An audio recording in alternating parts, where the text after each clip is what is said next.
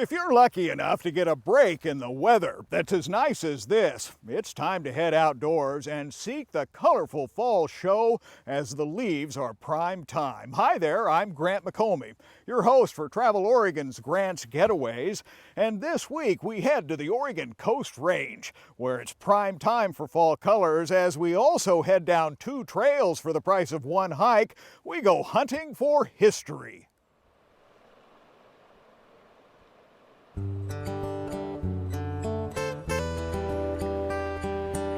When summer's glorious colors have faded and an amber glow wraps around the land, I am especially fond of the trips that breeze along some of Oregon's finer roadways on a crisp October afternoon. Experts say when it comes to fall colors in the Oregon Coast Range hills, timing couldn't be better. It is gorgeous out there right now. The vine maples are brilliant oranges and reds. The alders and big leaf maples are turning just amazing shades of yellow. You're going to see some really amazing color. It is amazing, just off Highway 26 at milepost 35. Well, as you can see, the parking area is spacious. It's also new, just like this information board and trail map that guides you to one of the most unique features in Oregon called the 4-County Point Trail. It parallels a creek for a little bit. So sometimes if you're out in the early morning, you will see some deer or wildlife. So it's a nice hike.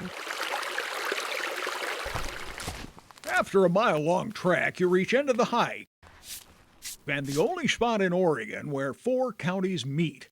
It's a remarkable and unique feature that allows you to straddle so many counties at one moment, a sight you won't find anywhere else in the state. Back on the Sunset Highway, less than 10 miles to the west, pull in at this popular rest stop and take a stroll across a wooden bridge that reaches back into a bit of Oregon history. Steam Donkey Trail is an easy 1/3 of a mile loop that's wheelchair accessible. Now, the steam donkey themselves, well, back in the early days of logging, they were something else. High-tech, state-of-the-art, and really the only way to get the big timber out of the woods. At the Tillamook Forest Center, you can see a real steam donkey on display, and the story of how they got it here is just as remarkable. A story that begins with the Tillamook burns, collective and devastating fires that raged across 500,000 acres in the 1930s. The company that owned it, once their holdings burned over, I guess they had no reason to salvage it, and they just left it there. This steam donkey was pretty much stranded in the woods with no roads to it. The steam donkey was hidden for decades deep in the Salmonberry River drainage, but a small army of volunteers decided why not fly it out?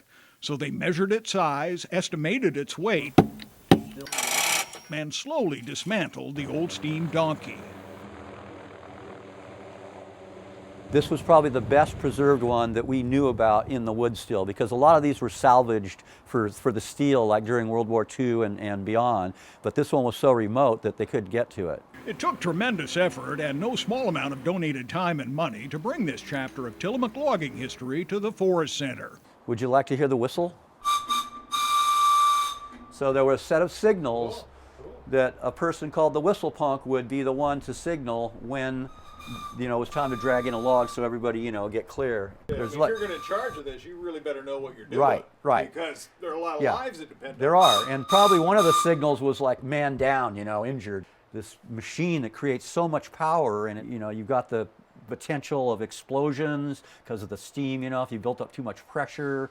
Just the whole logging scene back then compared to today was even more dangerous than it is today, which is still one of the more dangerous jobs out there. It's a scene worth exploring along trails where the prime time is passing, so hurry here soon.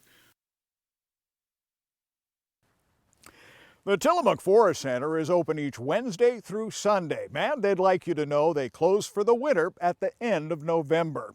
In addition, the Oregon Department of Forestry would like you to know about these brochures that you can download at home. They'll set you on the right paths of exploration in the Tillamook State Forest.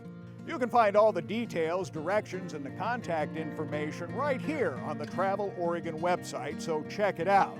Until next week, Get out here and explore the great Oregon outdoors and let Travel Oregon be your guide. For Travel Oregon, I'm Grant McComey.